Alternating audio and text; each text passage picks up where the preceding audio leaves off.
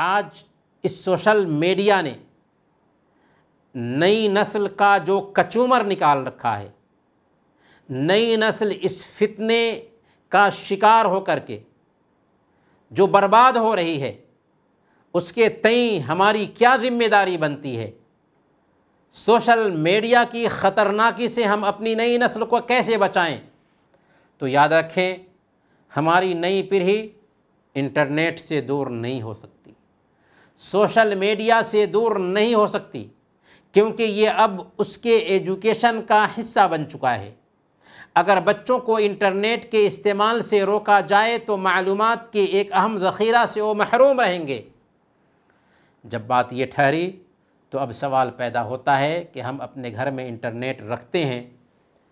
Social media استعمال کرتے ہیں، تو اس کی نگرانی کیسے کی جائے اور نئی نسل کو فحش لنکس سے کیسے بچایا جائے؟ یہ بات اپنی جگہ مسلم ہے کہ دین صرف نماز، روزے اور دوسری عبادات کا ہی نام نہیں، بلکہ زندگی کے ہر عمل اور ہر حرکت کے لیے اسلام میں رہنمائی موجود ہے، اور بحیثیت مسلمان ہماری ذمہ داری بنتی ہے کہ اس رہنمائی کو اپنی زندگی میں برتیں۔ جہاں تک بچوں کا معاملہ ہے تو سب سے پہلے نمبر پر گھر میں کمپیوٹر اور نیٹ کھلی جگہ پر رکھنے کا اہتمام کریں، گھر کے کونے میں نہیں، کھلی جگہ پر کمپیوٹر اور نیٹ ہو جہاں سب کی نظریں جاتی ہوں۔ بچوں کو اکیلے میں، تنہائی میں، خلوت میں انٹرنیٹ استعمال کرنے کی ہرگز اجازت نہ دی جائے۔ دوسرے نمبر پر فحش ویب سائٹس کو بلاک کرنے کے جو سافٹ ویئر پائے جاتے ہیں ان کا استعمال کریں، اور کمپیوٹر میں، موبائل میں انہیں ڈاؤن لوڈ کر کے رکھیں تاکہ ایسے ویب سائٹس تک جو غلط ویب سائٹس ہیں نئی نسل کی پہنچ نہ ہو سکے۔ اور سب سے اہم بات یہ ہے کہ گھر میں بچوں کے لیے دینی ماحول بھی ہو، بچے ماں باپ کو اسلام کا نمونہ دیکھتے ہوں، بچوں کو قرآن سکھانے کا اہتمام کیا جاتا ہو، دینی کتابیں خاص کر قرآن اور حدیث اور سیرت اس حوالے سے معلومات دینے کا اہتمام کرتے ہوں، مائیں اپنی بچیوں کے ساتھ نماز ادا کرتی ہوں،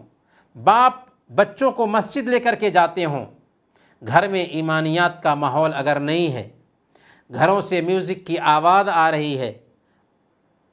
ماں اور باپ دونوں سوشل میڈیا کے غلط مناظر دیکھ رہے ہیں، تو ظاہر سی بات ہے کہ اذا کان رب البیت بالطبل ضاربا فلا تلم الاولاد فیہ علی الرقص، اگر گھر کے مالک ڈنکے بجا رہے ہوں، طبلہ بجا رہے ہوں، تو بچے اگر رقص کرتے ہیں، ناچتے ہیں اور گاتے ہیں تو بچوں کو ملامت مت کرو۔ تو اس لیے ماں باپ کو